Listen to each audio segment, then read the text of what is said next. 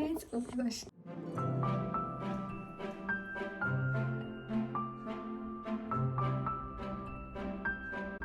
Hi friends. So I'm finally back. Mostly because in the busyness of school, and the fact that I'm not a video person, I completely forgot about this channel. And yeah, but Abby or Pellinor tagged me in the Date Famous Readalong tag, and I was like, okay, I got tagged in video, I should be spawned in video as well. I will have a blog post up, link will be below, so you can check out the books as well if you don't want to watch through the whole thing. But basically right now it's the Christmas season, so I'm wearing my Christmas earrings. I have gotten 2 advent calendars. I just want to say this before the video starts because I'm excited, and currently I'm drinking one of my advent calendar teas. It's called Love Story by Mariage Frère. I recently just learned how to pronounce that correctly. Let's hope that was correct. Yeah, it's really good. It's like got a caramel smell. And it's really sweet and fruity, and I quite like it. So basically, okay, let's go back to the topic, which is the Date Famous Readalong tag. It is basically the Grey Pleasant series, and I'm currently rereading it. When I say currently reading, I mean I'm on book 2 and I hope to get to book 3 soon. It took me a month to get from book 1 to book 2, but I enjoyed it, just that I had a lot of books and a lot of school. So I do not have, as you can see, I do not have a lot of books with me right now because I'm in France, and so I will just talk about the books and we'll see what happens.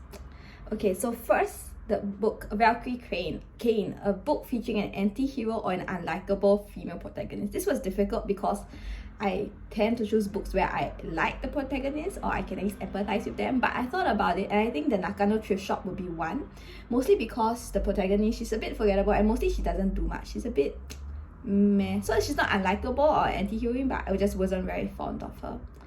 Okay, so not much to say about that. Let's go to Skull the Grey Pleasant, your favorite mystery thriller. Okay, this I had 2.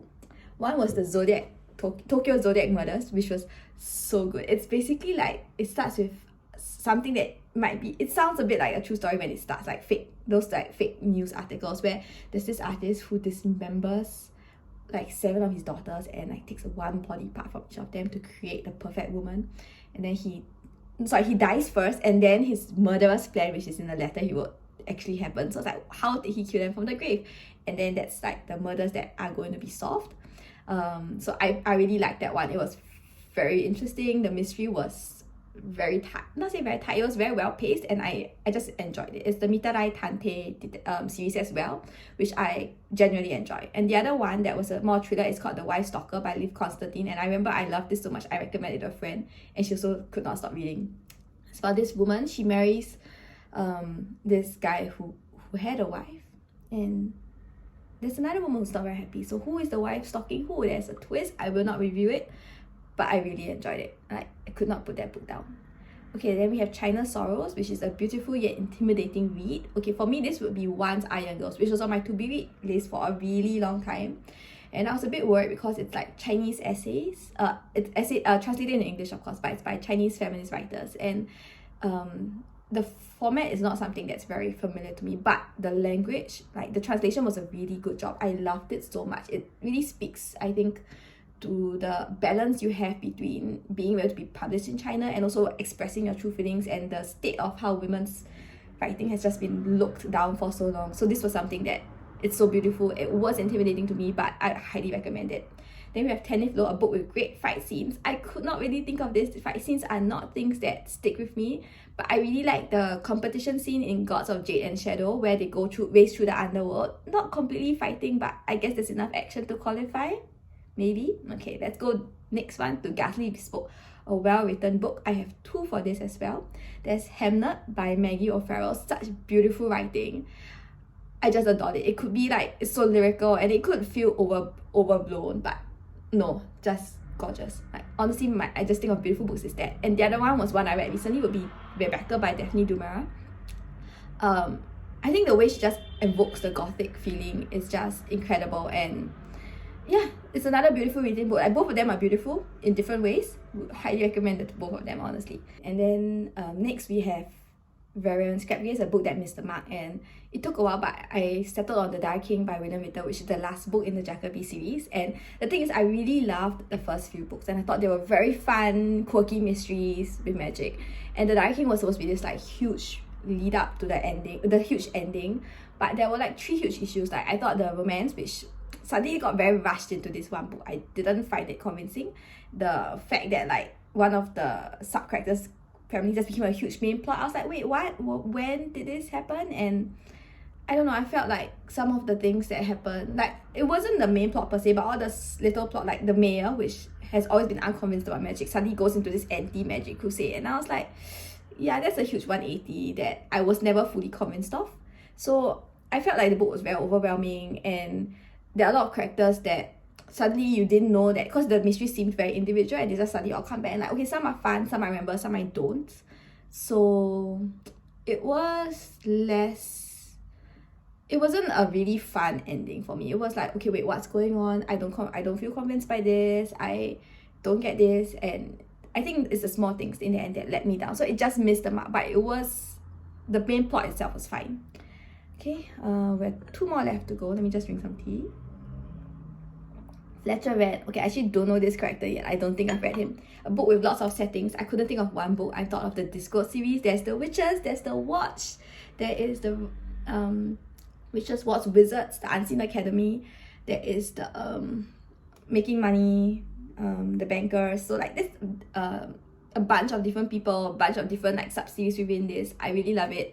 There's even like a Discord like text-based game that I was playing online, and I got school and my character got deleted. I was like, yes, but I will restart that game once I have holidays and can focus, because it's really fun. Like it's basically text-based, so you read and then you type in your commands. It's very old school, but if you like the Disco series, you will enjoy it. Okay, and then the last book is Davina Mar, another character that I don't know. It's a book with a controversial topic. So I wish feminism was not a controversial topic, but looking at some bits of the internet, Facebook comments, not everyone is convinced about it. I don't know why, but okay, so Women and Power by Mary Beard, which I think really illustrates that maybe one reason why people find it so controversial, feminism as a topic, is that we've always been conditioned since the time of the ancient Greeks and Romans to see power and public speaking and public roles in general as the domains of men, rather than places where women can express themselves. And even when women express themselves, is to protect themselves and not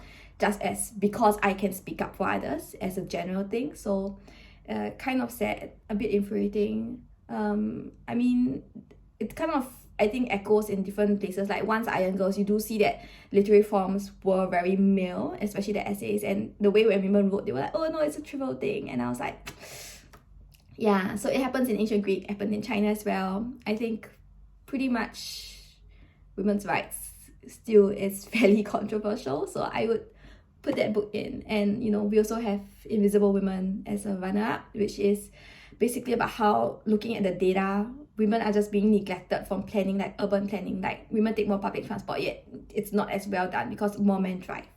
What roads to sort, so that in the winter it's safer to walk, right? And that really does have repercussions and on us as like a whole, as the female sex. And I think, yeah, it's something that you look at it, you read the book, and you just get so angry, and it's like, why can't we do better now?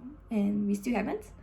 So yes, these are my books for the Date Famous Readalong. I'm actually really looking forward to continuing on the Skullduggery Pleasant series, because there are a few characters, especially the end, that I think actually just Fletcher Wren and Davina Ma, I don't think I recognize them yet.